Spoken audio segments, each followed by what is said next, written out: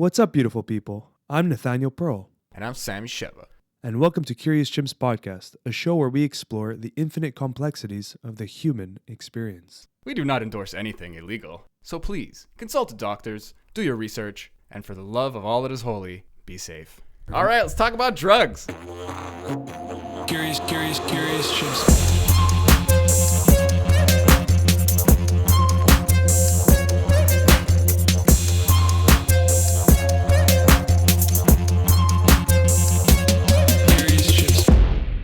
What's up, bro? Smoking sage.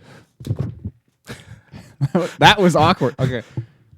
What's the compulsion? What's the impulse of correcting the high five? Or like that wasn't good enough. We needed a proper high Social five. norms, bro. But it resonates with me. I feel like it's like, oh no, that was fuck. It's like a little OCD. It's a mistake. It's a double mistake that just needs to be fixed. And it can be easily rectified. Yeah. Why but, commit? But you can't correct it like 3 or 4 times. Then it gets like a little awkward. It's got to be miss, redo, miss again, it's over. Do you ever get mad? Like your friendship gets tested? You're like, bro, like that one was you. You know, you're 6 in and you're like, you don't want to give up for some reason? I don't go 6 in. Oh, dude, I don't know. Sometimes I get lost. I get- have the right person. I get that with driving or when you walking on a sidewalk and someone's going left and you're going left and then you both go right and then you both go left. I just hug them. You hug them? I mean, not anymore, obviously, but like I just fucking bow. And they're like, I don't know you, do I? I'm like, nah. And I just walk away. You're a cool dude. No, I am very, remember that crack you did? Dude, it was so loud. I'm just fucking, I think I'm just like afraid of people and what they think of me or what they'll think of me and if or when they'll punch me in the face. It's not rational, but it's there. And yeah, it makes me overcompensate. So I know that I can really fuck with shit in public and nothing's going to happen to me. You could even fuck with a cop. They're people too. Yeah, well, they're to an extent. Like if they're you people poo. grab his Yeah, gun and run, you're gonna get in trouble. what's that movie? Requiem. Remember when he's like hallucinating and they're just sitting at like a food stand or like a food truck at night, and he's like tripping balls. He's like on ecstasy, and he like you don't know he's hallucinating yet. Like spoiler alert, guys, if you haven't seen Requiem, Well, that's it's an like a old-ass 15-year-old movie. Yeah, but Jared Leto, who's like a fucking cult leader now, he unclips the gun and the guy doesn't notice, and then he just takes it. And the guy's like, yo, give it back. Like, hey. Yeah. And then they start tossing the gun between each other. And then the guy, like, he just kind of zones back like they do in movies. He's like, he's looking at the gun again like it never happened. And he's like, yeah, sorry, I ordered this or whatever. And the cop's looking at him like, Oh, he never actually took the gun. No. Fine. My memory of that movie is so rough. It's all a dream. Dude. It's an old one. It was all a requiem for a dream. I'm sorry. But, dude, that movie gets you high. Everyone says it, and it's just true. Like, you watch that movie, and at the end, you're like... You know which movie I just saw and got me high as fuck watching? It Fountain. was... I've never seen Fountain. Watch it tonight. Maybe I will. What was it called? Fear and Loathing. Yeah, that gets you fucking high. Jeez, they Like, did a you're great job on that. contact high. They did a great job on that movie. You know what? Old movie, too. Practical effects. A lot of practical effects. And And practical effects? yeah, in that movie, Yeah, there are yeah. a lot of It was the LSD visuals that they were creating when he was in the casino. Like everything was the kind lizards and the... Well, that was just hilarious. That was later. Yeah. That was later, yeah. But that like subtly swirliness moving, yeah. and just the constant paranoia of turning your head, and they really nailed it. And Johnny Depp killed that movie. He did an amazing job. That was the first time I've seen it. It was Wow, yeah. yeah. I think I've only seen it like once or twice, but it's a classic. It's like he's portraying a real person, but it's like obviously a ridiculous movie. But it's ridiculous because that guy's life was ridiculous. Yeah. It's also fueled with drugs, that guy's life and the movie. So it's like it's really a fun time. And what's that guy's name? What's that other actor? the lawyer. Yeah, I don't know his name, but he was amazing, man. he's such a good actor. He's the guy. The man. bathtub scene killed me. He talks like this all the time, man. He looks like he's fucking dying. The bathtub scene killed. Was like, put the toaster in the just lying in the bathtub. Or when he takes the adrenochrome and he drinks all of it. And he's like, he's supposed to take a drop, man, and he's like a big demon like, with like 6 tits and shit. But isn't that crazy that movie was pretty old and they were talking about adrenochrome, which is like a big conspiracy in today's time? Well, like harvesting it is a conspiracy, and like all this like elite people like finding ways to fuck No, with but each even- other or live longer or gain weird insights through drugs or something. Like this is all ritual and occult stuff. But like, is this a real technology? Can you take this? Can you harvest this drug and take it and get some kind of high? And it's like that apparently is true. That's intense. That's kind of scary. Adrenochrome, if you're not familiar, is just the blood produces it when you're in high states of fear. Is that it? I have no idea. Yeah, let's just go with that. We have no idea. I think it's a chemical. They harvest adrenaline and then they do some kind of chemical process to it. Like before, if it gets extracted and then oxygen hits it, like something happens. So they need to stop that from happening. I read up on it a while ago, but I don't remember. And I don't know, man. That's like it's like the eating meat of. That's like the factory farming of hallucinogenics. Like that's just so corrupt and strange. Jeez. I don't even know what to do with that. Yeah. Man, adrenochrome. But then the visuals that he got was like very satanic. It was like the guy turned into a devil. The whole room was turning red. That's a good point. You know, it was like there was some deeper underlying meanings behind that scene. It wasn't just like he did his research, you know? Or it was like a recounting. Like the guy's just like, I saw a devil and it's like, this is what I saw. And they're like, okay, we're going to recreate this in the movie. Like, I don't know what it's exactly based on. But even the casino scene, like the reptilians, like everyone was turning into reptiles as he was entering. Like that's like the producer, the director, they were tapping into some shit. It wasn't just like, oh, this will be funny. They were putting some meaning behind these scenes. But I still wonder if it was an accident because those memes or those symbols, let's call them symbols, are they're there for a reason. So maybe they were there for the guy for a reason, and then the story was just retold and certain details made it through, let's say, the process. You know, so he saw reptiles because they were acting a certain way. They were in a certain context, and he associated with some kind of like non-intelligence, you know, a kind of animalistic, a part of a human, but The like reptilian part of the brain. Exactly. Yeah, you might be right. And then the devil thing might be something he experienced because of that drug, because the guy gave him the drug and he was bad tripping, or he was. There's so many possibilities. Or it's like how Aubrey Marcus talks about taking. I forgot the name again. The pissed off frog. Oh, Cambo. Yeah. Yeah. So he The one that you described burn it. in, right? I don't remember which That's one he was talking the about. purging one, the one that Angie serves. Yeah, I think so. So, but he said it felt like I took something that a pissed off frog gave me. Okay. Like it's like you could feel. That's you a could great feel way the of anger. describing it. I haven't done it yet, but I'm sure I haven't will. done it either, but it's a pissed off frog. But it's funny that like he kind of talks about this metaphysical energy exchanging kind of like the chain isn't broken, you know. So if Johnny Depp's character is consuming adrenaline, Yeah. in some form, and maybe the way it was extracted or harvested or whatever is very unethical as well. Maybe there's some footprint or fingerprint there or DNA or experience locked in this in some quantum way that we just don't talk about bad yet. karma in there. Yeah, that's Yeah. You know what's funny? Because I always try to get away from bad and good karma. Because someone like Ramdas, he said, there's a longer story, but essentially he compared karma to grace. Grace being like the action of God in everything. And then he's like, that's karma also. We're just doing it. We're just talking about it between ourselves and each other and like through lives. Like, and there's no good or bad karma. So this was, I forgot where I got this. Maybe I even just made it up. Do I have that book with me? I've been writing my wisdoms, but In your bullet journal? no, no. I haven't used that in a while. Okay. I want to bring it back, but I didn't stick. Okay. It's tough, but it's like it's going to be a good tool. I can feel it, but I just need to make it my own sort of more. But yeah, like and this is totally off topic of the Johnny Depp thing, but like karma is you reap what you sow. We all know that. But what I added or someone added, I literally can't remember where I heard this. I might have just been daydreaming and talking to myself. That happens a lot lately. You reap what you sow, but you're always sowing and you're always reaping.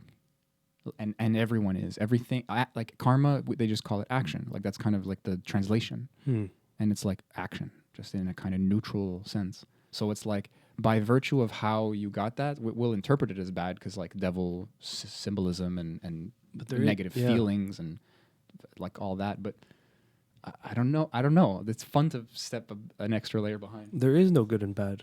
It's just our interpretation of it, and everything is working in unison. Whether it's what is that? It's my duck. Nice. Oh, it's a little goose. notebook. Canada You know what it Goose. reminds me of? I don't know if you watch Prison Break. I didn't watch it. Actually. Oh, okay. 'Cause Maybe the first season. the second season, the guy had like a little bird book, Really? and it looks similar to that. It's pretty funny. That's funny. I just found this and it grew on me. Nice. I like it. I like the size of it. It's like a nice pocket journal. That's it. It's like I'm reading the Hagakure again, and it's like this samurai Bible. It's like this dude over 40 years just like slowly tried to explain in anecdotes, just like, and I'll write this, and then like 10 years later he writes something else, and he's trying to explain like the samurai Bible, like the samurai way, like the way being the way of ways. Anyway, that's another topic, but like it gave me this inspiration to do it myself, Yeah. for myself, the way of Sammy. I don't know. And Fuck it's it. one of the pages I read back on them. Yeah. Like I started now. I gotta get just one one. like this. It's funny, dude. But what the whole page I just wrote, dude, relax. That's it. That was my advice for the It's day. so was, funny you said dude. that. You know, I had my psychedelic journal. I used to write in every trip. Yeah, yeah. And I did my first bufo ceremony like a few years back. I wrote in it, like I was like ritual, almost like, okay, after the trip, write in the book. I wrote some things better said. What did I write? I said some Left things, unsaid? some things better left unwritten. I wrote. Like that's after that experience. Like you don't need to explain this one. Just leave it. You know. Yeah, there was a 2 blank pages at the beginning that I had left by accident, and I think I left them blank, just being like, let mistakes happen. And Okay. and also remember why you left them. Don't write down let mistakes happen. Like Yeah. Just leave it there. yeah, like it when you put chips down like that, you're gonna perform better. Oh, 100%. Yeah. It sucks that, that you have to take a risk like that, or at least I do. Yeah. You know, it's. It just sticks more in the memory because you know it's not gonna be there for you to flip through. And then when I know it's gonna be there to flip through, I almost literally delete things. I just go like, "Geek," and I just see like a beam, and, and it's gone. Where did you pull that out of? I got tricks all around us. Is this a fucking daytime talk show? Do I have like a mug somewhere? It's so weird because I'm used to Skype now, and we have like a person right here, and there's no one Yeah. there right now. So I just keep like looking over, but there's no one there. When you were saying like to anyone listening, and like you mentioned, and I just went like, oh yeah, Like like hey, I everybody. forget to address people. It's better that Yeah, way. you don't have Just listen. Yeah, Just join in. This this is is not a two-way conversation. This is episode 60, brother. Is it really? Yeah, Oh, that's cool. That's so fitting. yeah, it's kind of nice I love that. in the midst of the lockdown in Montreal, whatever. Yeah, I was actually. It's funny you brought up the Skype thing. I was thinking about how I really miss having guests live. Yeah. Like, oh man, it feels different. I hate to be that guy, but No, like it's- I really did It's- experience that. There's some people we had on. I wish there were like, for example, wow, I can't believe I'm blanking. Pat, Oh, Pat Owen for sure. because he's accessible. get him in here, yeah. But the more recent, the Secret Drugs of Buddhism, Mike Crowley. Fuck. How cool would that have been? But he's having in him like he's in there? He's Cali. right. He's from Wales, but I think he's in he's Cali. Yeah. And he But told us that at the guy would have beginning. been. We would have to take a mushroom with him. I swear I had such a delightful time fucking talking to that dude. Like he felt like a friend. It He was so really joyful, unexpected. that man. But it was such a roller coaster. We never saw his face. We had the same reaction of just like this like older, wiser looking man Yeah. kind of thing. And it was already an intimidating topic. And we know it was like a research heavy thing. I even mentioned it during the podcast. I felt bad that I didn't read the Yeah. book before. I rarely ever do that.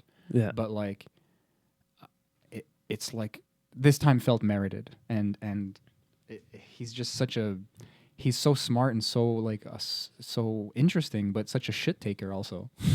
It's such a cool combination. He doesn't take himself seriously, but he Not at takes all. what he's done seriously. Yeah.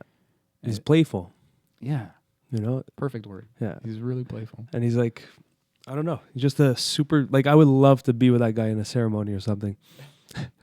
Pulls out his little flute, just jams it out. That set the whole precedent. That flute playing. I'm like, oh, okay, I know what kind of guy this. I'm really glad he did that. That's always like maybe a dick move. You never know, like how something like you're just, hey, I'll just try, you know. But it just fucking landed. It landed, man. I was like, instantly in love with this guy. Like that's a trigger for me. Like this, like he's musical too, but it's like he's good, and it's this difficult little. It looked like a fucking kazoo. I thought he was just gonna go, and make some stupid noises, and he busts out this like difficult song. Yeah. It was really nice. That's like hard for me to whistle. But And he's just like he's doing it with his fingers. speaking of live guests, if we go by the rules of our lockdown, we can actually do a live episode in a couple weeks. With the weirdest rules part right now, they're allowing. They're so ambiguous; it doesn't even matter. Yeah. I find at this point. But they're allowing like COVID takes rest or whatever they want to call it, going by their standards. Like Christmas, you're allowed 4 days of gatherings. It's so strange. Oh yeah. Well, I don't know. Maybe this whole curve flattening thing is working by their standards, and they're like, let's fucking bump up some numbers. Let's get some COVID cases. I didn't Let's think go. of it like that, but Yeah. maybe But not in a conspiracy way, but just Yeah. like let's take the hit. People need a break, and then everyone who's not Christmas celebrating is like, what the fuck? It's like that's like the meme now. Yeah, it's so strange. It's like Memes aren't even memes. That's what's funny. It's subverting its own definition because they don't last. A meme is supposed to exist in multiple people's minds, like throughout time. That's what the definition. And it's like now it's like a thing that comes and goes quickly. It's literally the opposite. yeah, it's just I guess. But some memes stand forever.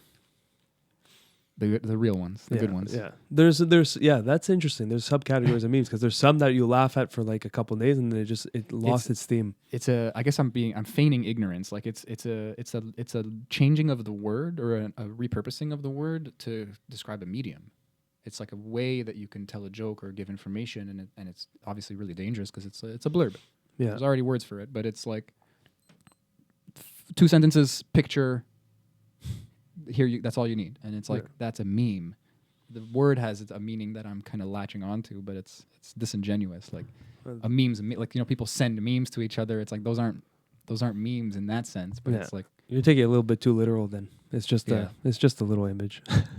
it's just the internet, dude. It's just the shitty part of the shittiest parts of the internet. Yeah, Fucking Facebook. I mean, I don't want to throw Twitter in there. I'm not on Twitter, but I Twitter's feel like a it's disaster, useful. man. That's one thing I noticed. My stress levels completely went down when I stopped using Twitter. We've talked about it a lot on the podcast. Yeah, but I would just go on and just unconsciously look at what's happening, news. Whatever you have, you're gonna go on, man. Yeah, and you know what, man? I noticed I was staying up late looking at this, and most of it, I would say 95% of the topics and trendings are always negative. You're never going to see positive. Like, I bash on watching the news constantly, like my mother does a lot.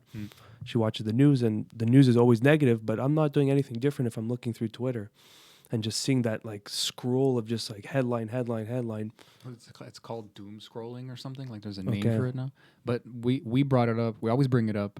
The nuance is that even if it's positive, I realize now, like I've always had Facebook for the last couple of years anyway. Like I tried to resist at the beginning, but then I got it eventually. And I regret it. It's shown me a little bit of cool stuff, but like, if I'm being honest, it's like 10 or 20% what I think it is in terms of positive. There's so much negativity going on. I've told people like... Well, it's the algorithms that are pushing it. That's the problem. That's part of it. But like, if I'm using it a certain way as well, it's a mix of things. I'll just try to explain a scenario in my head. I don't know how to place it really, but it's like I'm flipping through. I've done work so that I can have just friends and like art. Like nothing really that negative. Some news stuff, but not really. Like 2 or 3 things, kind of like biased. Like I'm picking and choosing what I want to see a little bit, and that's bad in its own way, and still has a lot of negative doom scrolling potential. But for the most part, it's my friends and art.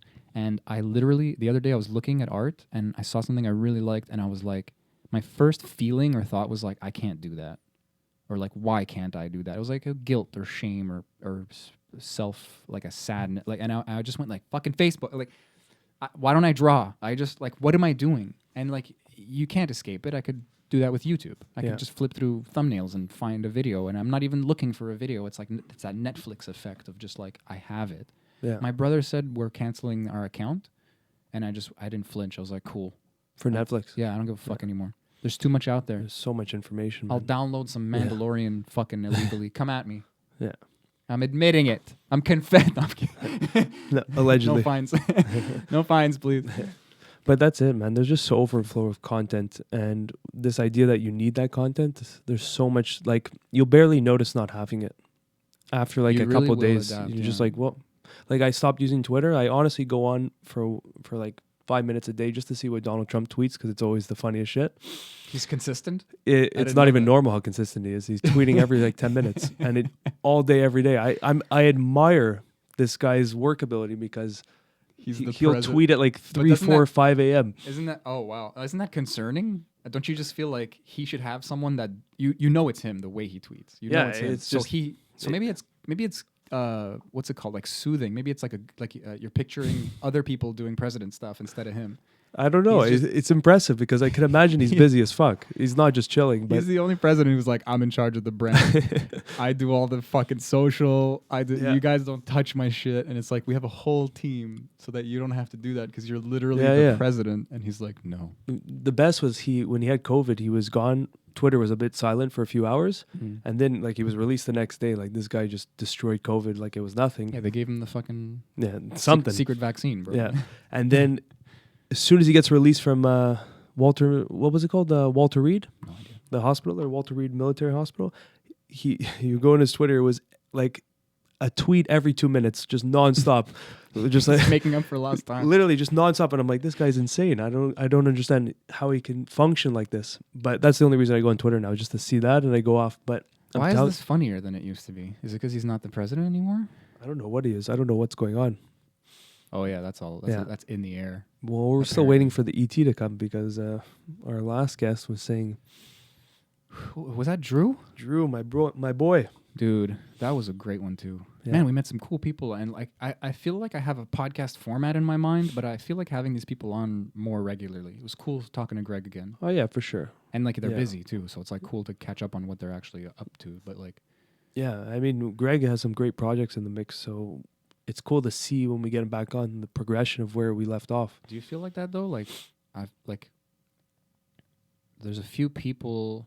I think most people. I just have I had a fun time talking to, and my instinct in real life, all too, because I'm like low key needy. It's just like, hey, let's do that again. Yeah. Like, fuck my life and your life. Let's like just stare at each other again. Like that was fun. And yeah. Oh, for sure. There's so many people I would love to have back on, even Pat Owens, but I feel like Pat Owens in person would be ideal. If he's down, I mean, he's Yeah. a kid and stuff, and he's like, I know, we've like literally had entire podcasts about COVID conspiracies, you know, but like we'll still respect to a degree. Oh, for sure. But like he's 100%. He's like not fucking around. Like he's full masks, full probably. I have no idea, but we could potentially space this place out a bit more. I don't know, the 2 meter distance kind of thing. I'm such a dirty human though. Like I don't see people, Yeah. so I can convince a few of my more reluctant friends to like come visit me maybe. Well, one in specific. If I said multiple, it would even kind of defeat the purpose now. Audrey, I'm talking about Audrey. I've had her on the podcast. She's careful, and I want to see her, and I haven't seen anybody lately, so that's. And then But yeah, maybe I'm just like I just like sneeze and cough. I'm so like indiscriminate with my bodily fluids. you're a super spreader. You're one of them super spreaders. Yeah, I'm like a. It's crazy what's happening. The lockdown, it's been like 8 months now. COVID's been hitting this whole world. Kind of strange. I am so grateful for it. I hate to like people are literally people are fucked screaming at up you right and- now. Yeah, no, but I just if anyone who's suffering is being told to see the good side of something, I'm literally the good side of it. I feel like speaking up. I want to be sensitive, and I know people have been hit and We need some positivity. Bring it out. Yeah, but I literally just had like so much stuff crash into each other at once, and it was like this cool little crossroads, and I had the time. One of the things crashing gave me the time to sit there and sift through the pieces, and we don't get that luxury a lot. And Never. That's true actually, and so a lot of that sifting was stuff that I hadn't dealt with. It was just a lot. A lot of people talk about it. Oh, I have all this time to myself. There's all this white noise in life, and it all went away. No. You guys know what I'm saying. I don't have to get into it. You know what I'm saying. Yeah. but it is really something I'm feeling. A lot of times I feel like I talk because I understand something theoretically, but when I'm going through it, I'd love to let it fly verbally because some insight might come out. You know, this is a healing process for a lot of for the world in a sense, because this is like a forced vipassana in a weird way. Obviously not to the same restraints as vipassana is. We're still able to talk, but Maybe it's worse for some people. Yeah. They're like legit quarantined. oh yeah. But this is a moment where we were forced to be in isolation, forced to look inwards, forced to be hit with our lives in front of us, you know? And a lot of that was people realizing maybe this job isn't for me, or maybe this isn't for me, or maybe that isn't, you know, or maybe that is more of that is for me. And this was a real big time for a lot of people to reassess their lives. My niece put I think I saved it on my phone. It was so funny, but it was like she just throws this up on Facebook and shit, like you know when you write something yourself, but it's like bigger words and like colorful. Yeah, yeah. Like it's not a saved picture, Yeah. but it just looks like nicer. And I don't know how to do that actually, but anyway. Social media, I'm on it apparently. It said anyone who had, I think I even brought it up a couple of times on the podcast. Anyone who had a marriage, like a wedding that was canceled because of COVID, God's giving you another chance to think about it, you know. And it's like, Hey, that's true. and it's like maybe you need like the wording implied. It's like, and maybe you need this fucking clarity, you know, like. Anyone who has any kind of faith or plays with synchronicity, it's like when something big comes in and halts what you were doing, you start checking the watch and see it. Does it say like 1, 2, 3, 4 or 11, 11 or something? Like your superstition starts kicking in, or you just want to. It's lemons with lemonade. Maybe it's just a reaction that we want to. Just try to make something out. And what that's a great reaction. Sometimes you just got to mourn and accept futility, and that's part of things, sure. But if it's like even that actually is it's an air of transformation. It's it's a good mindset. I think this was important for us to respect the mourning process. Alchemy. Yeah. Sorry, I couldn't find the word. Yeah. But this is an important time for us to, well, we've been going through it, but to respect the mourning process and not to avoid those kind of sad days or hard days. I think a lot of our culture was about pushing that narrative of everything's good, everything's perfect, stay positive, you know, don't be negative, stay positive. But COVID smacked, and a lot of people, me included, we hit the slums on a few days, and I think that's important to understand how important it is to go through those tough days fully, presently, you know? I do. I'm listening, I swear. I'm just looking for my vape charger because I know I brought it and I can't find it in my bag. You know when you just know you have something and you can't find it? It's so frustrating. That happens a lot. But how specifically has it been like that for you? Well, there's a very real change in the way life is operating. You know, there's a lot of things that I would value and find actual excitement and happiness through. And a lot of those things were social events, which I thought I was more of an introvert, but I actually really did enjoy going for dinners with friends and stuff like that. And so that, just the repetition of life right now is just very isolated, very to myself in my own bubble, and there's not much to do or to see or to, you know? So that was a big transition in my end. And then seeing essentially my business taking a huge hit as a personal trainer and massage therapist, it was, you know, a lot of things that you identify with, a lot of externals, your job, your social life. These are things that are kind of anchors to your existence and that add to your happiness in a sense. Yeah. Kind of get stripped away or halted, and then you really have to just kind of rebuild the foundation. And that's why I think it's good to feel these feelings, because these are like this is like if you like pull away the foundation, you start seeing rot and mold, and then you start cleaning it out and rebuilding that, and then the house is already still there. Just imagine you could just lift the house and move it and then clean the bottom and put the house back on. That's probably not possible construction wise. They do that. Oh yeah? Okay. Actually, I was just thinking of that. Okay, Like, beautiful. it's the scariest thing ever. Yeah. To see like your house, like the level didn't change, but they just dig everything, and then dude, I saw a house on stilts, like Okay. fucking 4 like thin I don't know how it works. Okay, But so that's possible though. Yeah. So that's perfect for the example. It's just yeah.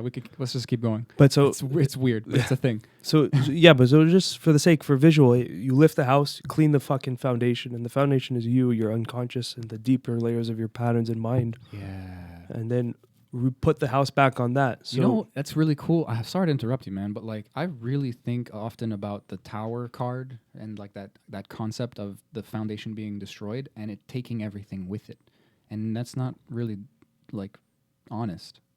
There's a lot of stuff that gets like recontextualized, but not like you don't destroy or uproot. Like everything still happened. Those were nows that passed. Exactly. They're in the bank. They're as real as they ever were. and they were necessary. Yeah. They've shaped us and then we shape like our moment now and it just keeps doing that ping pong forever. I never looked at it that way, that like I guess it takes off a lot of fear of change. It makes me laugh too because I'm wondering, a lot of people had like a solid life and a good work ethic, and it's more than just routine, like you're saying. Your job and your social life define you, define us in a lot of ways, or at least we think it does. It's a good mirror. They have a big Impact on our exactly on everything. Yeah, It's a huge pillars of our lives. it's part of your identity. But this is what makes me laugh. Excuse me, I just burped. A lot of my recent life has been in turmoil. Not even in a negative way sometimes, just in flux, like everybody's, for many reasons. And it's been really fun.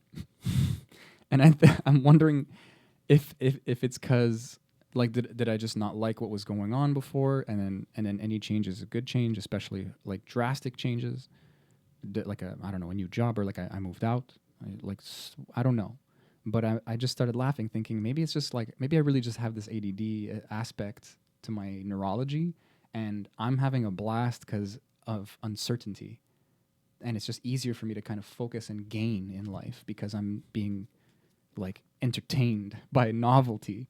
Whereas most people are like, oh no, my solid life is crumbling. And I'm like, my shit life is changing. Yes, you know, like I just thought that was like interesting. But that's the beauty in it, when you can be playful even in the chaos, you know, and you can. That's what I've gained from this experience. And that's something that. More anyway. Yeah, maybe that was something that was harnessed and that grew into you. But you know what? If you can find those moments in any type of chaotic events or whatever, if you can find those little moments of just like you laughing at yourself or poking yourself. Like we were talking about it before, like a little bit of like dark humor to crack a serious situation. Oh, yeah, we'll try. You know? Ramsey says it all when I had like a bad day once and I called him and I'm just like, yeah, man, I'm like rough. I just need like some fucking love, you know? And he asked me the first question, he goes, did you cry so much? Did you get to the laughing part of the crying? And I was like, yep. Like, I know exactly what you're talking about. And I feel like we're touching on that. Like there's this insanity, or at least it feels that way at first, but it's like there's so many perspectives available if we realize that we can do that. Like I don't know, I guess I just feel like I'm a person and I have this solid personality and I'm this way, and it's like, no, man. And the fear of that is waning as well. So that little storm, Humility, man. yeah, it's this. Yeah, There's because an eye in the storm that we talk about often. it's so true though. But you know, that's the best part, is that we can catch yourself taking something too seriously. You know, I take myself too seriously, so it bleeds into everything. Yeah. Or at least I used to. you know, that's those are big lessons that can just slap you in the face, and then, you know, it can just change your whole mood and perspective of how you were so attached to what the storyline was in your mind. Yeah, I feel like there's I feel like that's a deep personality trait. I feel like that I don't know. I haven't asked enough people, but I feel like that's always going to be that way, but the more it gets challenged, the broader it gets.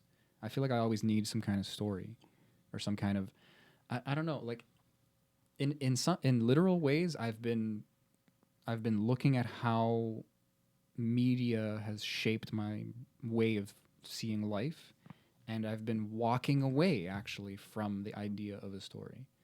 Like there's cool concepts about looking at yourself, looking at the hero's journey, or looking at yourself as the star of your life, and all these cool little like thought tools, or like I don't know what to call them. They're like they're perspectives, but I don't know. Life's not as pretty. Life doesn't have continuity sometimes. You know, who's that guy that said I don't know, maybe it was like Gene Roddenberry or something, but someone said the difference between fiction and nonfiction is fiction has to make sense. It's like life is a recounting, and if a miracle happened, it happened. You have to say what happened. Yeah. But if you're making it up, you have to make it reflect life. It's true. In a believable way. Life isn't believable. That's so crazy. And my favorite word to describe life now is absurd. That's all I can say. And it's neutral. It's not good or bad. It's just absurd. Yeah. I don't fucking know what's going on. I don't care to know right now. So in that absurdity, it's important not to take it too seriously. It's important to just, like anytime something's neutral, choose the positive. Yeah. That's my shortcut, personally. Yeah. That's what's that dude? Eckhart Tolle. Yeah. He said in any situation, accept. That's the first step, right? And then he says, if you're already accepting, you may as well enjoy. It's like, oh, that actually makes sense. And then his third thing is like, if you're in a state of enjoyment, look for a task. Be enthusiastic. This is interesting because this is what we spoke about it before we started recording was about free will. And then you were saying that maybe it doesn't exist, or maybe that you don't actually have free will. Oh, the Jim Carrey, am I really thirsty thing. But I don't know when this happened. I think it was ayahuasca or whatever, fucking some drugs that something I took. And free will was illustrated to me so clearly that I think I've already mentioned this to you, but I'll also repeat it because it goes into this, is that free will comes down to two choices: accept or reject. Oh, sorry, accept or resist. And those are your two choices as life's fucking doing its thing. So now add a third to that is the acceptance and then enjoy, or resist and then be fucking upset about it. Those are the real two options we have on this crazy mathematical wave. Yeah, it's almost like you don't even have to say it. If you just explain this accept resist concept, you're gonna notice like, oh, when I'm resisting, I'm in resistance, and what it's I'm putting in its name. Resistance is gonna equal tension, But that's it. That's your two choices. Is really just this whole storyline is going on. This is pretty much mathematically equated. It's tough to swallow that pill. I mean, like, we're just two dudes in a fucking thing talking about like causality and fucking destiny and like free will and shit. I don't know. But I mean, I when I was a smartass and I was like reading Nietzsche and everything and being like, oh, cool. My conclusion was it's kind of rhetoric more than anything, because it's not conclusive in any emotional sense. But it's like it's like the flat Earth thing. Like I gave myself the free reign to look into it and to be like, maybe it's flat. It's flat. What the fuck do I know? It's flat. I've done the research. I've done the math. I actually ended up doing the math. It's really easy. It's not. It's either. I mean, if it's flat, then the sun is very close. There is some archaic and very small. There are some archaic. What's it called? Experiments you can do that can prove otherwise. I know there's entire documentaries where people are do a thing with a couple shadows and you'll calculate the Earth's curve. That's the one I did. Yeah. Yeah. Well, I mean, who was the scientist that did that? Was it something with an A? I don't remember. It wasn't Aristotle. Aristotle. Aristotle. Oh, I'm hungry. I'll have a strudel.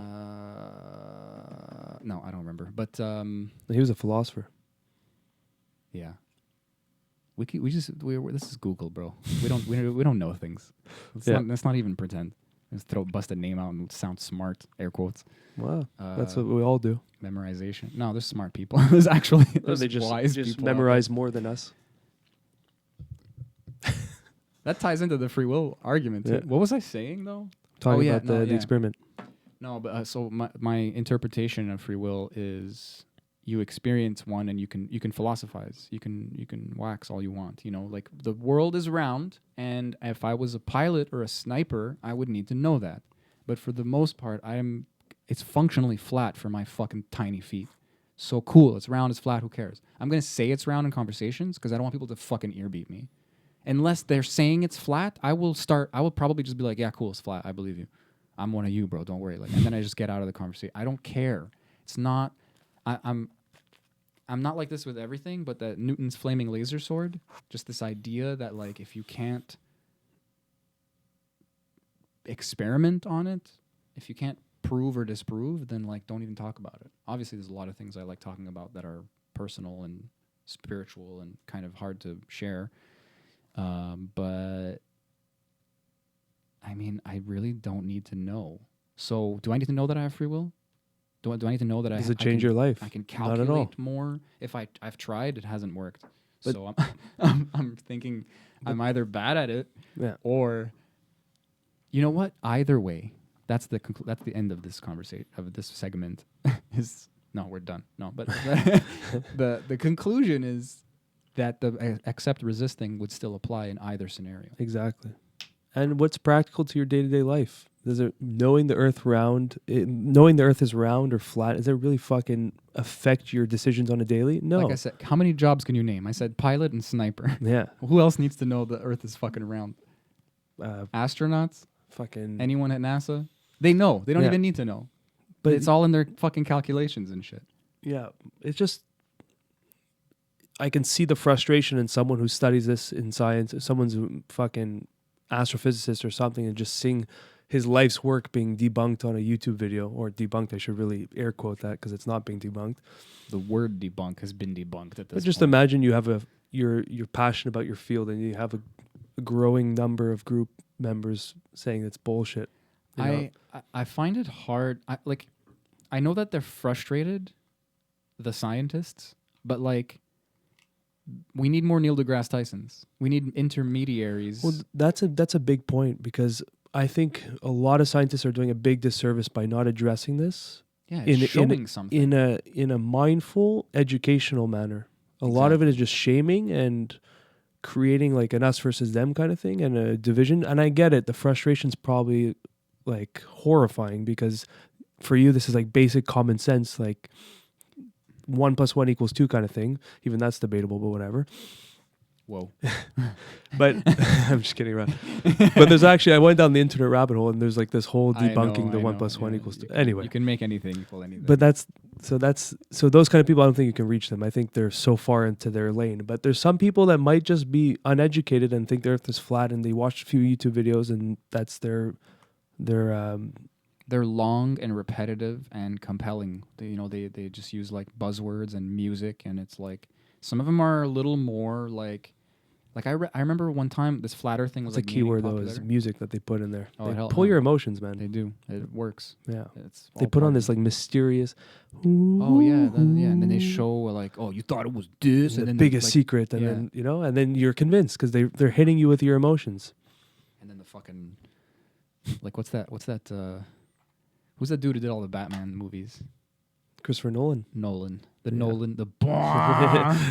like the fucking yeah, exactly. And then you're focused in, But I feel like we need more Neil deGrasse Tyson's. Exactly what you're saying. Even better than him though, because him and like Michio Kaku and like fucking, who's a good one? Who's that fucking Suzuki? David Suzuki. Yeah. That dude actually, he puts his money where his mouth is. He when he gets pissed, he fucking lets you know. He's always doing like work he believes in. He's always doing like really hard like environmental and charity work and stuff. Like he's been consistent. And it's not just about money where your mouth is. Like Neil deGrasse Tyson's an astrophysicist.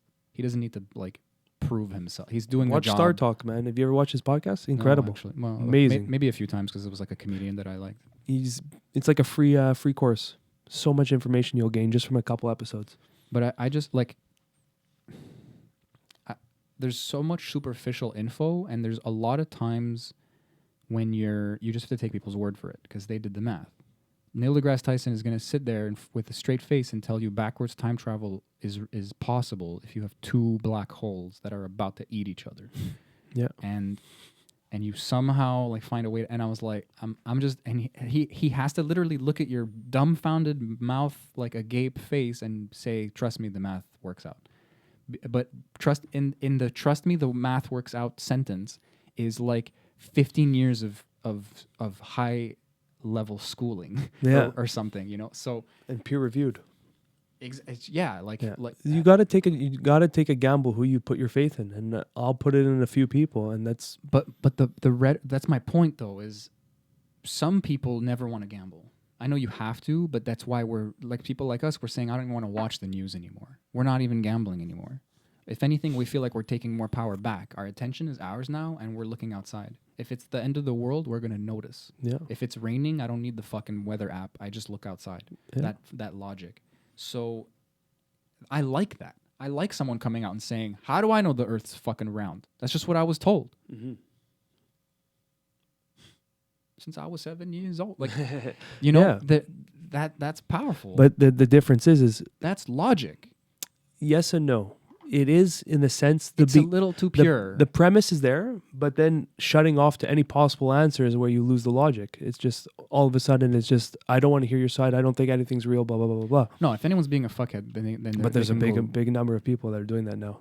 I'm not talking about those assholes. Well. If someone wants actually to be explained, then you can have levels of complexity. They even have these cool videos where they have a professional like explain something to a kid and then to like a peer. And everyone in between.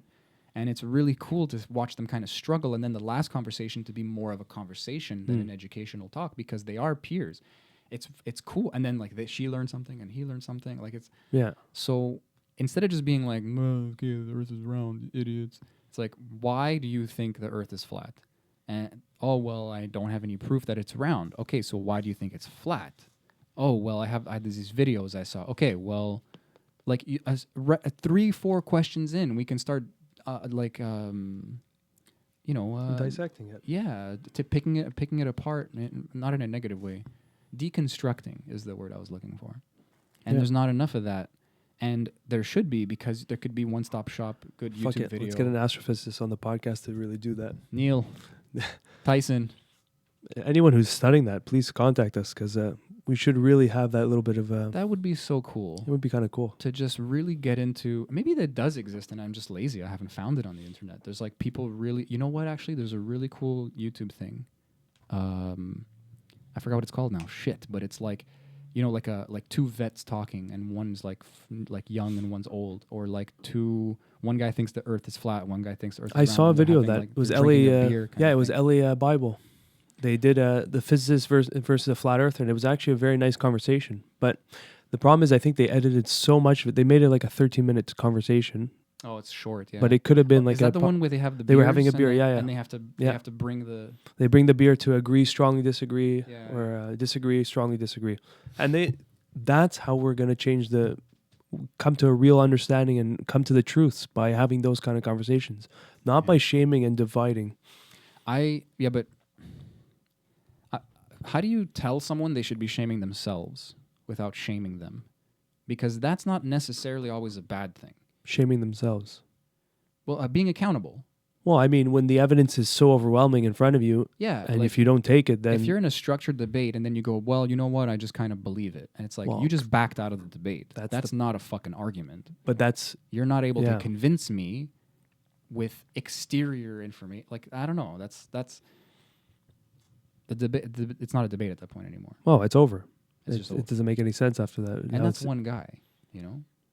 Hey, you know what? The solution's going to be there as soon as they do space travel trips, when it's available to the public. When there's a fucking hotel on the moon.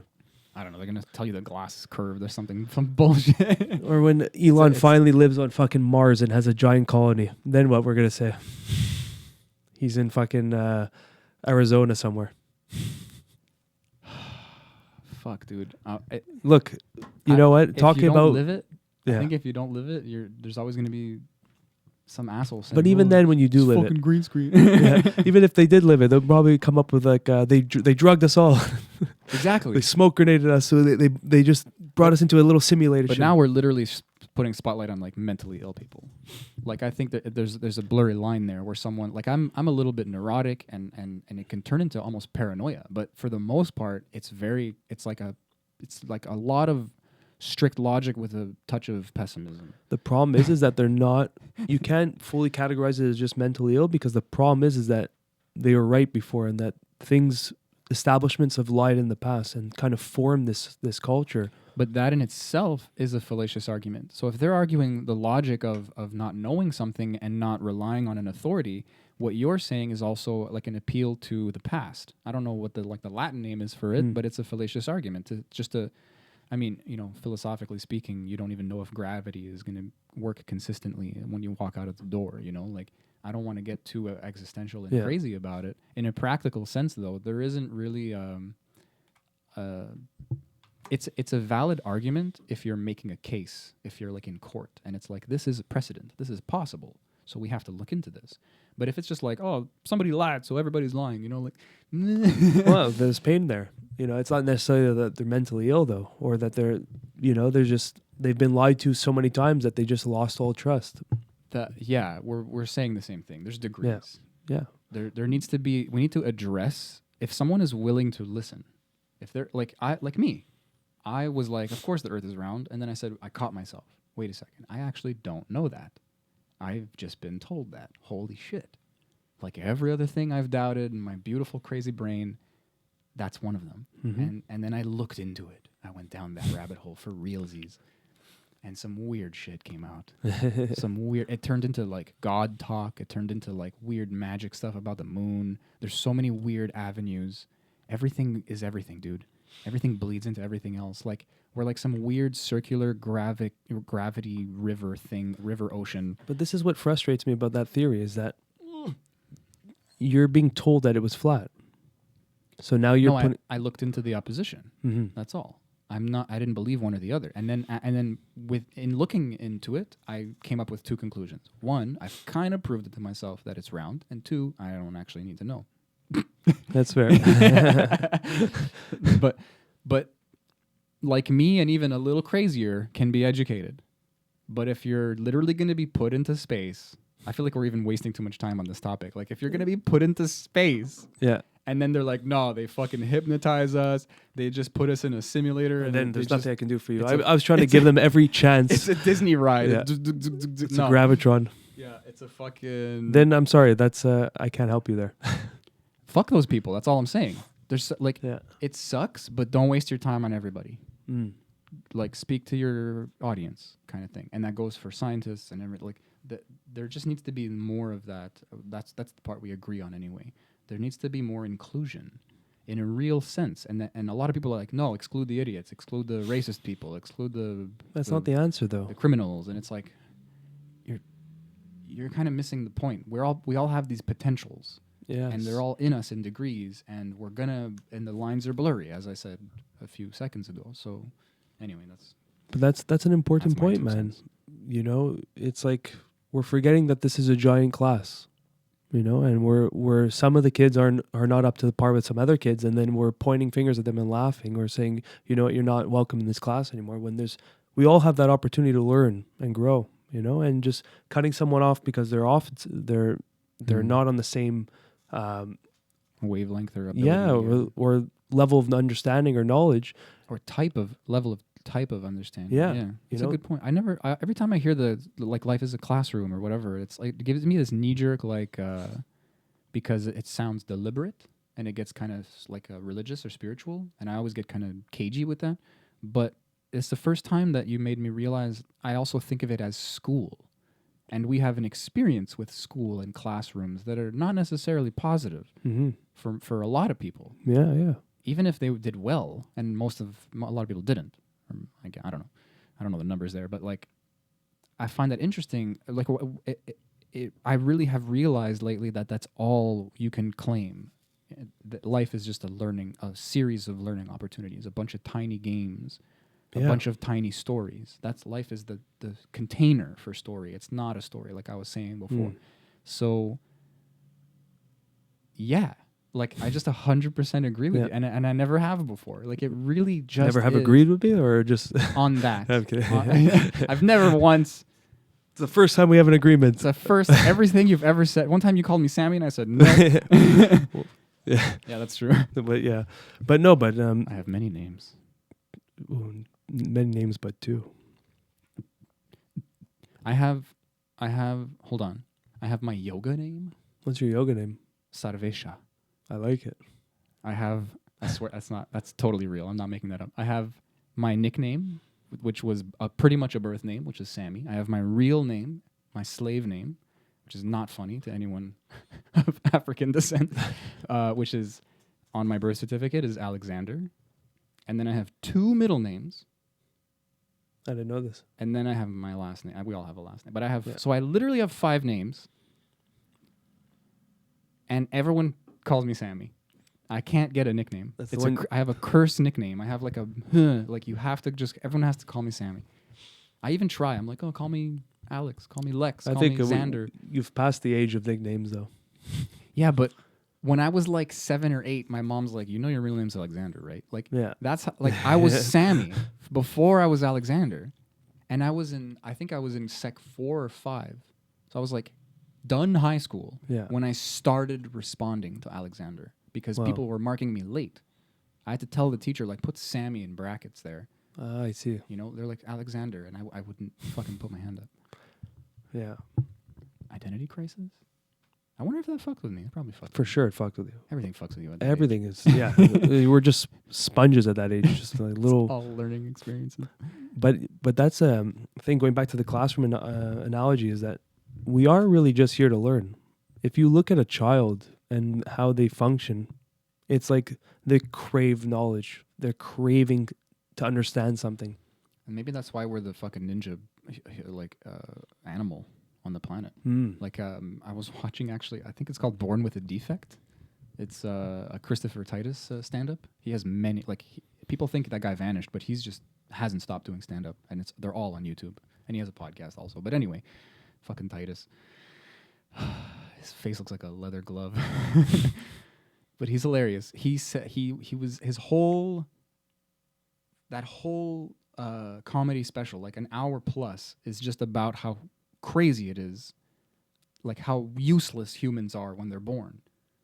Like we're literally just these, we're not apex predators, but we're apex learning machines. We're apex pattern recognition, social. Isn't any baby useless when it's born? No, No. dude, a baby elephant will probably kill you. Oh yeah, it would kill us, but it would get butchered by any animal in the jungle.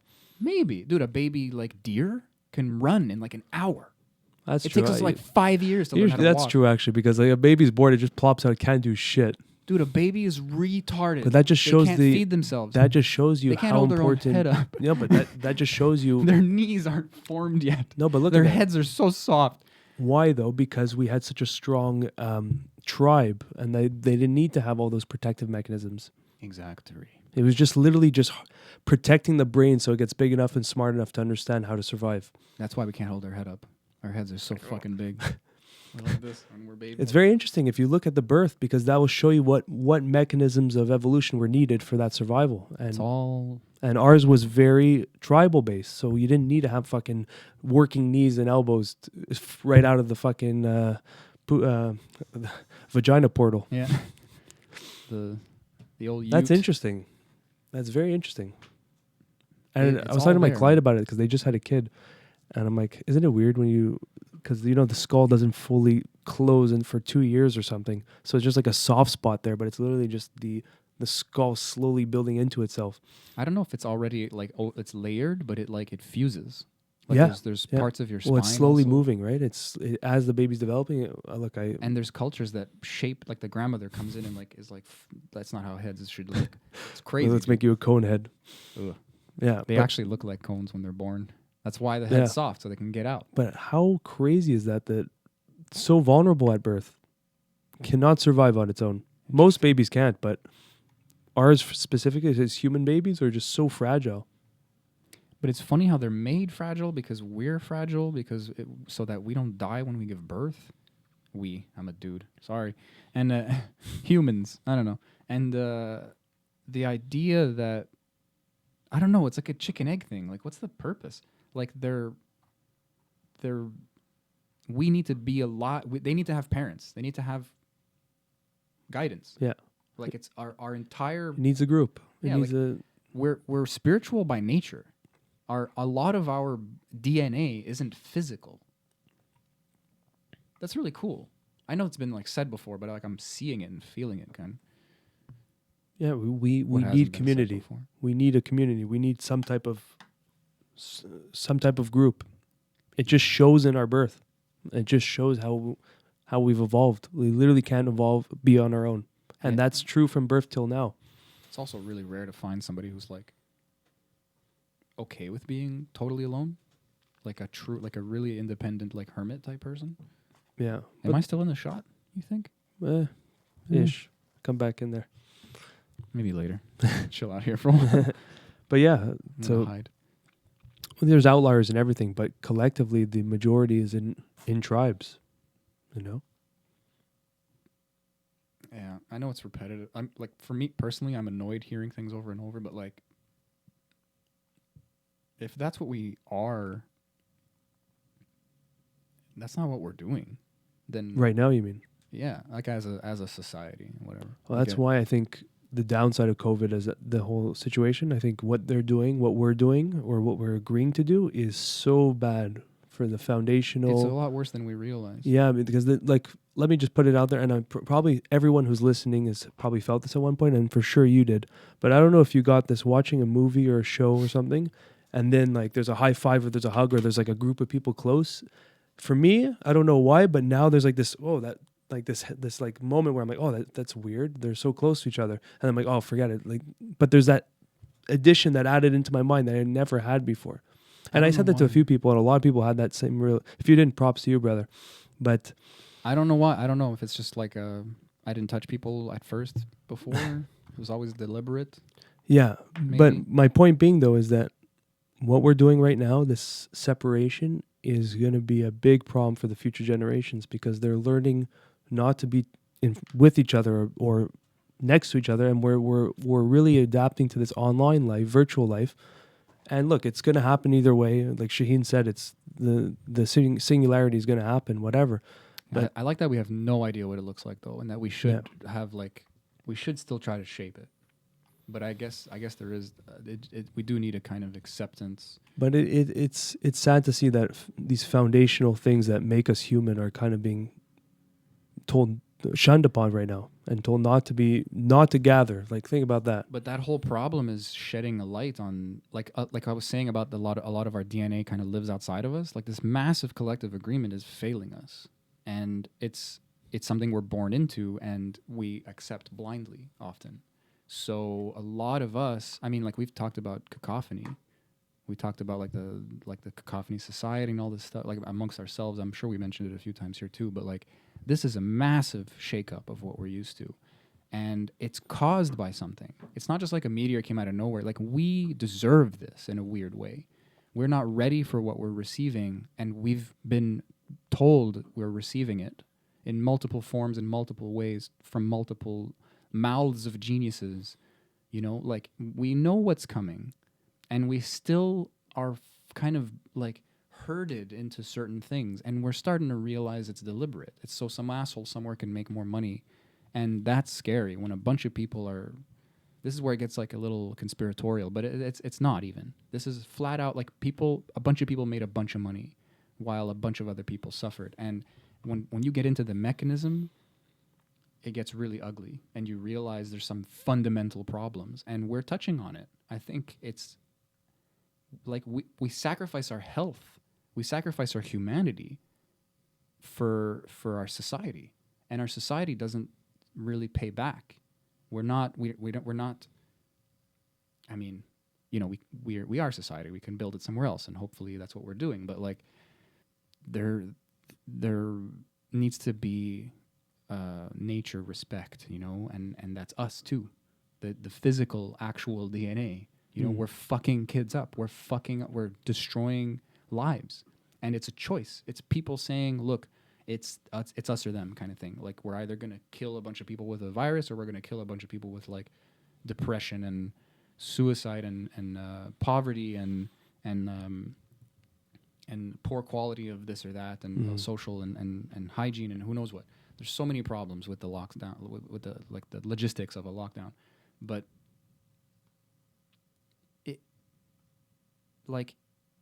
this is something that's systemic and that there's no immunity to, and that is being finagled deliberately so that more money can go to the same places all the time. More money, more power, more direction of money, more power. It's a fucking cycle. So I'm talking myself into being like, fuck lockdowns. I just now realized a lot of people are going to die either way. There's going to be a lot of harm either way, but we're just afraid of a disease instead of there's two diseases that we're contending with right now. But there's one that we think there's a vaccine and that there's a bright future, but we're actually paying into the other virus, the other problem, and that's getting worse. And there's no immunity, there's no vaccine. The mental health issues. But it's ordered chaos. It's from above, from on high. This is deliberate. This is people fucking with society and hurting us. And I'm maybe I'm getting away from the conversation a little, but I'm talking about how this corporatocracy vibe trickles into this separation of tribe. Even before COVID, just this live where you work and 60-hour weeks, the pay not being enough for people to survive, multi-income housing, houses, families. Things are getting worse. We think they're getting better, but they're getting worse. And we are now with COVID literally at a fork. And I just kind of noticed it. I'd never talked about it this way in my mind. But they're it's hard. It's debatable which scenario is worse. We're losing a lot of comfort either way. We're doing things wrong. We need to make a choice. But are we going to make a choice out of fear and just get more fear? Double down on the virus. Like I said, the societal systemic problem doesn't have an immunity other than people protesting and getting pissed. But that's a right. That's a physical thing that can be manipulated by law and by legislation, by physical people with cops with handcuffs and guns, and things can get so messy. There's no immunity to that. Mm-hmm. That's just human nature shit. But biologically speaking, we will become immune to COVID eventually. Well, is it going to mutate? We're always going to get something. We're always going to lose some people. We should just let that happen. It sucks. It's horrible. We should mitigate it as much as possible. But if it's between that suffering or perpetuating the shitty society that is destroying the planet and destroying our humanity at a physical and spiritual and psychological level, what the fuck should you choose? Come on. It's controversial, but I agree. Doesn't sound controversial to me anymore. Yeah. I've just kind of convinced myself. I know I don't understand the nuance, but that's kind of my podium now. So you're in power. You're the mayor. You're the whatever fucking prime minister. The person that makes the rules. What do? I hate those scenarios because I know every time you give me hypotheticals, I never give you the answer you want. This one, give it to me. My first thing, I'm hiring a bunch of smart people. Boom, done. Delegate. I'm the yes, no. I'm the veto guy. Okay. But and that's where it's unrealistic. Are they going to have time to really educate me? It's going to come down to trust. Yeah. I'm going to be like, you, okay, you got a bunch of upvotes on this website, or a bunch of people respect you in your field. I don't know, man. I don't know what the right answer is. I don't think the way we're doing things is taking into account everything that you said.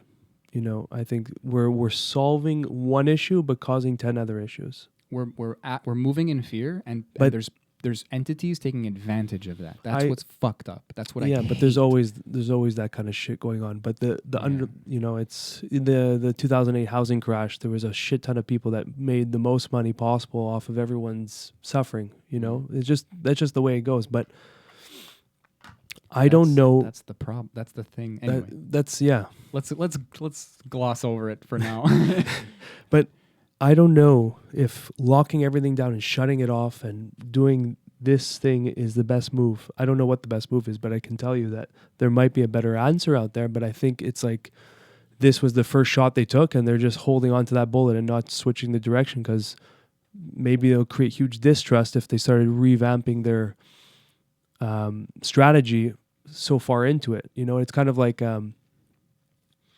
Yeah, they have to pretend that they were right all along. But it's kind of like if they switch their narrative now, it's like, oh, hey, sorry, we fucked your business up for 6 months, or sorry, we caused this amount of suicides, but we realized we fucked up. We're going to switch directions. I don't think they're going to make something like that. So it's like, oh, we're going to go with this narrative and we're going to keep pushing it. But I have no sympathy or I have no empathy for these people because this is all within a system that I have a problem with. It's like, oh, okay, you have a like they're afraid of that because they want the votes next election. They're going to be hated on. We're a bunch of fucking sheep idiots who are just like, oh, COVID was bad, so let's get new leaders. Like one is fucking relevant. First of all, you're judging them on how they reacted in a crisis. Second of all, you have no idea who you're voting for ever. You don't know what they're going to do, and there's no repercussion to them not following with their promises. And third of all, there's already a bunch of rampant corruption in the system that we're like. There's already a bunch of proof of it's just blatant now. It's just all the time, and we just all put our thumbs up and go, yeah, that's the way it is. I can't have that one layer in conversation anymore. Mm-hmm. It's like this. Okay, I get it, but why are we doing it this way? It's like someone getting mad at like the chessboard. Yeah. When you could be walking away, or like you're playing a game within a game and you're losing. So what's the answer is ejecting? Exodus. Yeah. Buy a piece of land and just fuck off. Ciao bye. That feels a little cowardice. But like if I don't have power in society, why wouldn't I do anything else? Like why don't I just find comfort in my life? If someone finds comfort in becoming a president, then that's your karma. Have fun. Yeah. You know, and maybe they'll do good. Maybe probably not. The medium is the message. You know, if you're a president within the system that's corrupt, then you're a corrupt president. That's a ipso facto. But here's actually, let's go back to this whole thing of solving one problem, fixing one problem, but causing 10 others. I think those 10 other problems, let's talk about mental health specifically, maybe even capitalism I think capitalism was a great tool to get us to where we are now, but it can obviously be changed and reconstructed. But I don't have anything against capitalism. I just have something against fiat currency and crony capitalism and corporatocracy. It's the idea that money has no real value and can be manipulated, and in such a way where we're kept in a state of short progression. So the middle class is invisibly shrinking, and there's just very rich and very poor. And so the middle class is being separated into people who get power and then start shitting on the middle class, which is becoming separated into also poor people who don't have power and no say. And that's systemic and purposeful and very dangerous. And it's getting worse and worse. And anyway, I'm just ranting again, but like I completely lost that capitalism as an idea isn't bad. Neither is socialism or communism.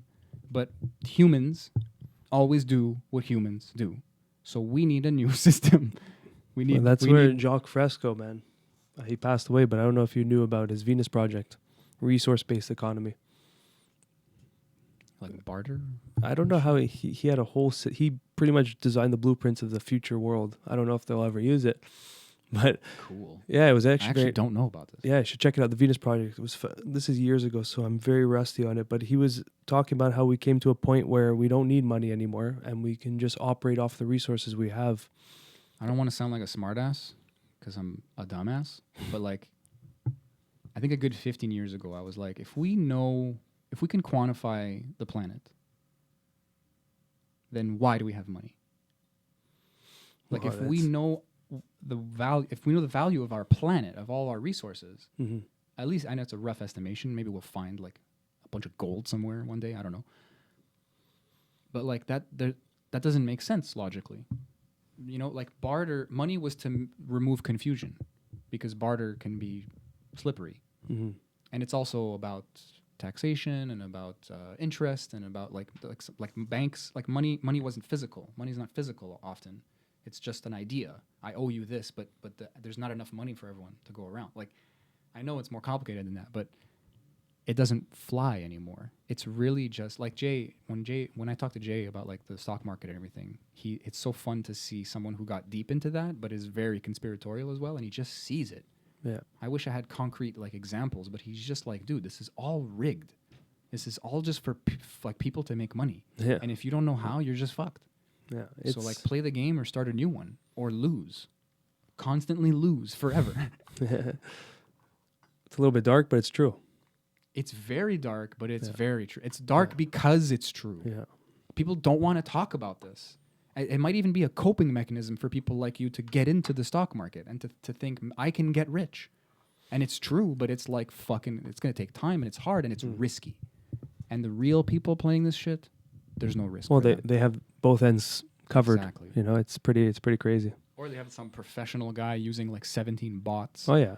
And He's like, and he's only getting a percentage of what he's making. well, that just shows you that how skewed it can get, because the big boys are the ones making the money in the market, and there's little bottom feeders that are just swimming along the sharks that are making a little bit of the crumbs, and then there's everyone else who's losing.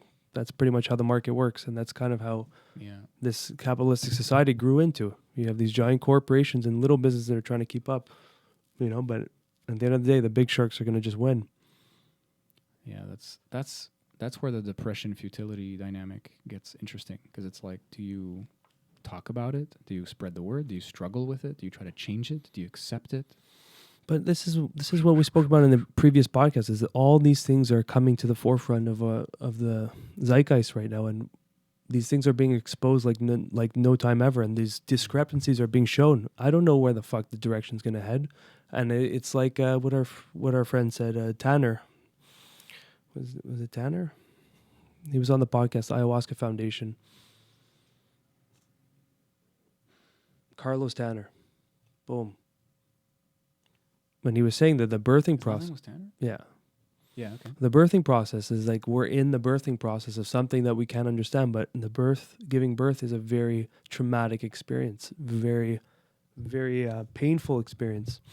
And in the moment could feel like eternity, but because we're in it right now. We're not at the solution or the what comes next kind of portion of the story.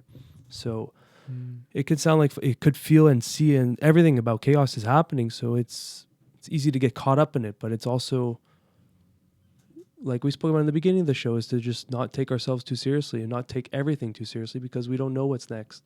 At the same time, that's why I asked you before, like how, like we talk generally a lot, but I just kind of like compressed it. I was like, how's all this affecting you in your daily life? Because suddenly I have this interest in the individual, like we're like this holographic representation of society. You know, like I'm a piece. I'm a type of human. There's a lot of people like me. There's no one exactly like me. And if I'm not having a good time, we should talk about it. Yeah. What's going on? How is this affecting us?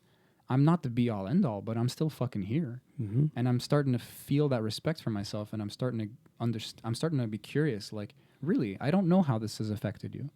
Like, just personally speaking.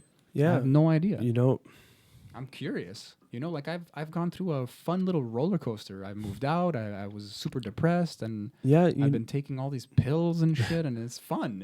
I have stories. You know, there's moments where I really need to just give myself Kicking everything. Sorry.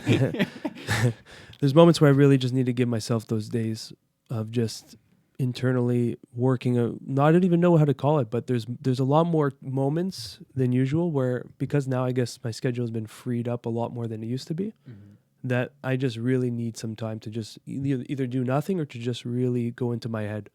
And it's because you have that time now, you need it almost. It's funny. Maybe, yeah, because maybe on the day-to-day life of being so always on the go and being busier than usual is I kind of, in a weird way, that's kind of avoidance, you know?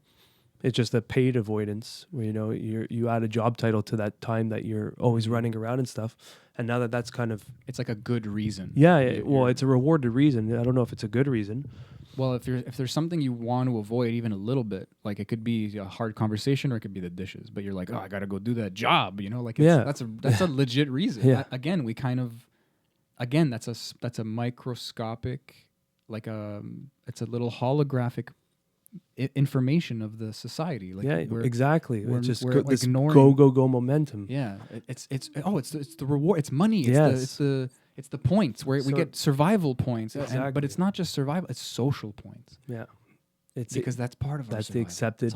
That's the rewarded take on this journey. Is just go do more, hustle, do this, do that. So now that everything kind of slowed down, there's been a lot of times where I guess, like, I would say shaming myself or something like that, or just like thinking I should be doing more, thinking that you're being useless this day, but also now really enjoying these moments and giving yourself that hug when you're feeling down, you know? And I never really had that before because COVID wasn't existing.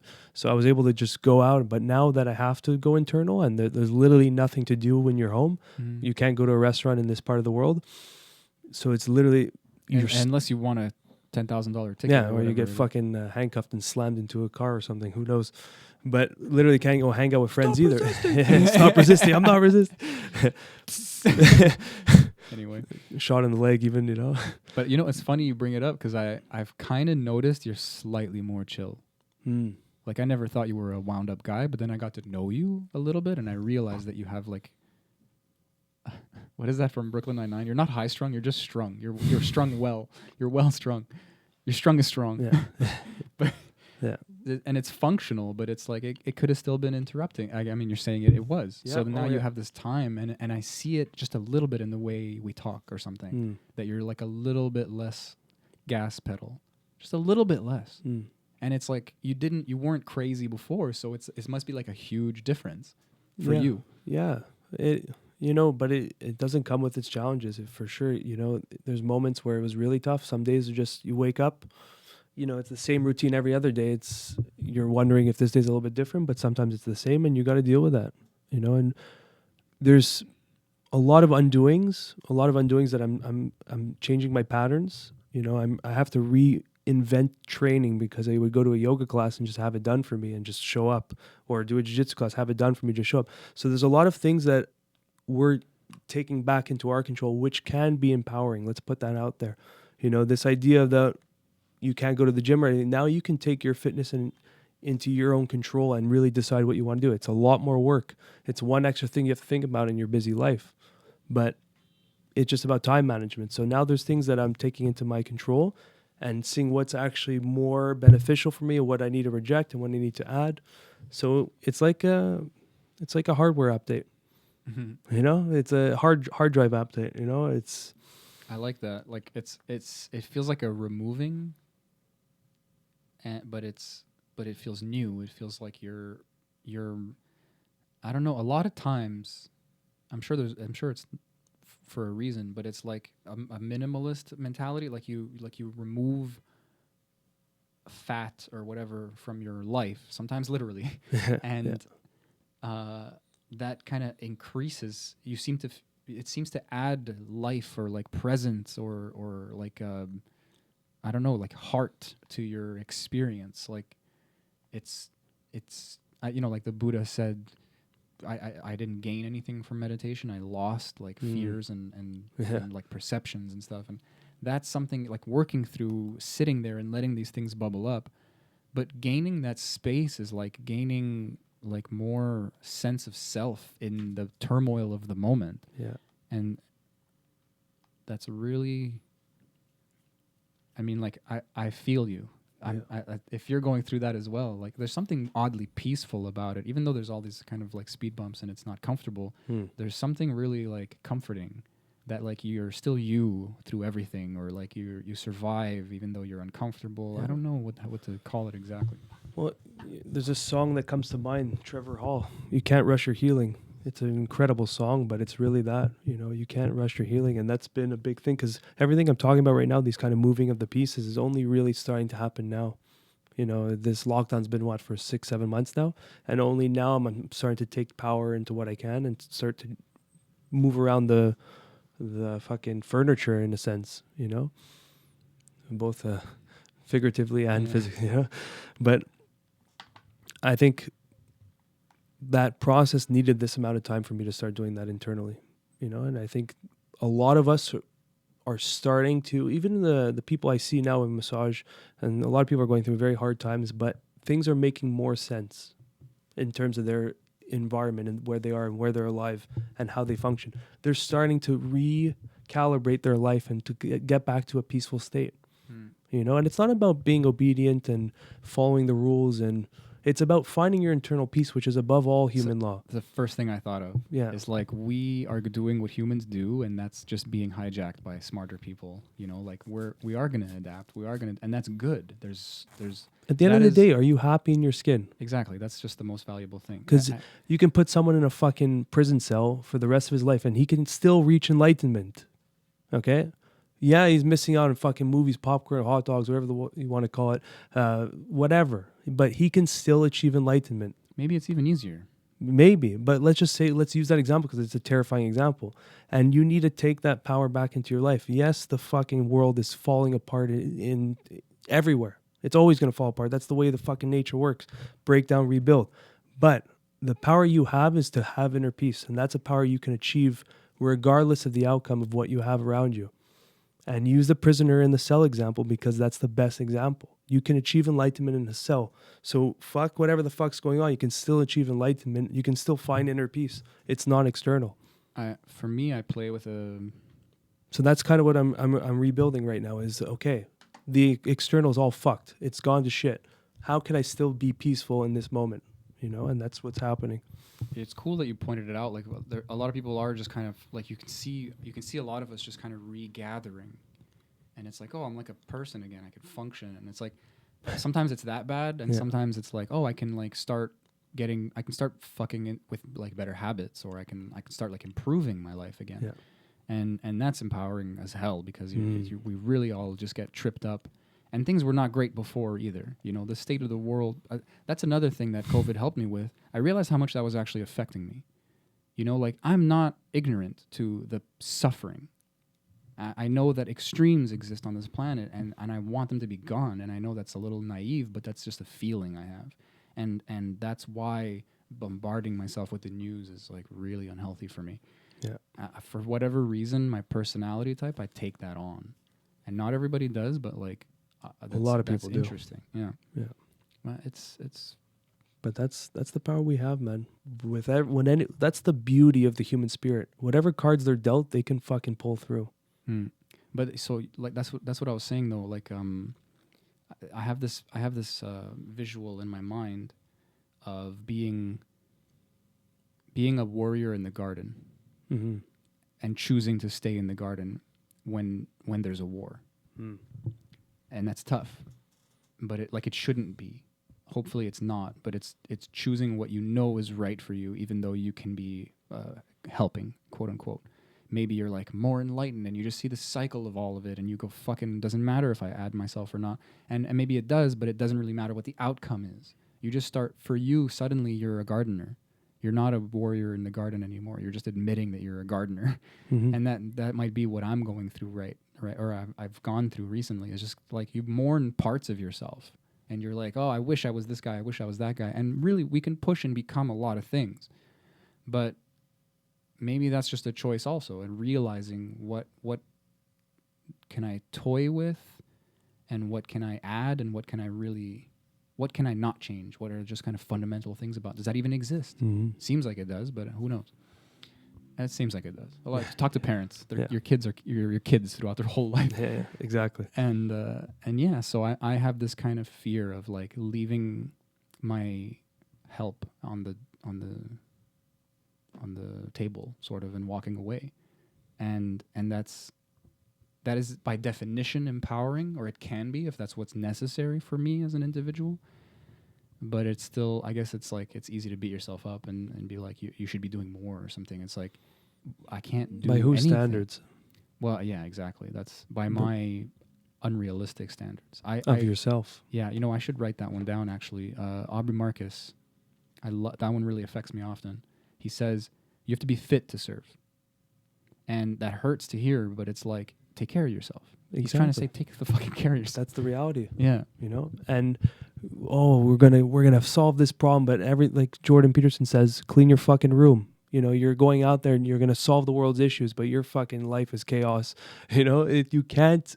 This is all going back to what we're talking about in the beginning of lifting the house, cleaning the foundation, and that's the stage I'm at right now. And it's been sweet. There's fucking dry wood that needs to be taken out and fucking mold and whatever, but that needs to be replaced and rebuilt. Not replaced, reconstructed and rebuilt. Well, kind of replace or like reassess. Revamped, And, you yeah, know? because like I was saying before, like this is kind of You can't honesty. skip steps. You can't skip steps, you know, because then you're gonna have a house on falling. You're gonna have falling cards, you know. But if you also pretend that you can't keep the house, like I was saying before about the tower, like Yeah. that's disingenuous. Like some people want a drastic change, and you need that, and that honest foundational scraping is dirty work, and it hurts, but you're down there for a reason. So Exactly. get to work. Yeah. And even not even get to work. It's like a bubble. It takes the shape it needs to take. You know, like cry, fall apart, attempt horrible things. Calibrate. You're just going to calibrate. You know, we've been arguing free will a little bit at the top of this thing, so let's not get into that.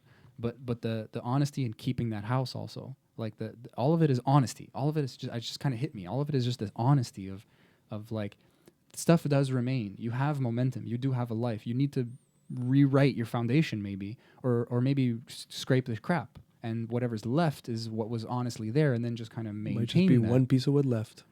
Maybe, man, Yeah. but build on it. Yeah, that's it. There might be nothing left. Yeah. You might be a transsexual alien. Fuck it. I don't know. Like you could. Who knows? Fuck it. You could be you're like I'm trying to think of the most radical, not you, other thing, but you have to just accept it. Yes. And obviously that'll come in stages. If it's very drastic and different from who you are, it's Can't a rush your painful healing, bro. transition. Can't rush your healing. yeah. Trevor Hall. Damn it! Can't rush your healing. It's a great song, man. We got to wrap this up. I don't know how long this has been. I was just saying, like, we might have done like 2 hours. Yeah, I guys. don't know. Dude, we haven't done one of them, you and me, in a long time. This was fun. We should do more of those, Yeah. actually. Yeah, well, let's get back to it. It's been... I don't know what our viewership is these days, but if you guys like us just fucking around, like, we don't want to talk like movies or something like we did that one time, but like, this is fun for us, obviously. We want people as well, but like... Fuck it. This is what it was all about from the start. That's true. We were literally on the phone and like, why don't we record this? This is a podcast. But there's a lot of points I want to rethink after this episode, because that's... I'm going to keep that example... Yeah. But that's what I'm going to keep that as an example. The prisoner in the cell can still achieve enlightenment the same lengths as anyone else. It's funny that you said that too. If I can throw in some synchronicity, I thought of that like this morning, like last night, and then like a first thought this morning. I'm in my apartment, I'm alone, and I'm thinking like, when you have the space to be free, you can achieve freedom. Yes. Like there's no more excuse. And then when you notice it, when you see the light, you see there's nothing that can really obstruct the light. Like you're almost the source of, like, being alive means you have a connection to that freedom.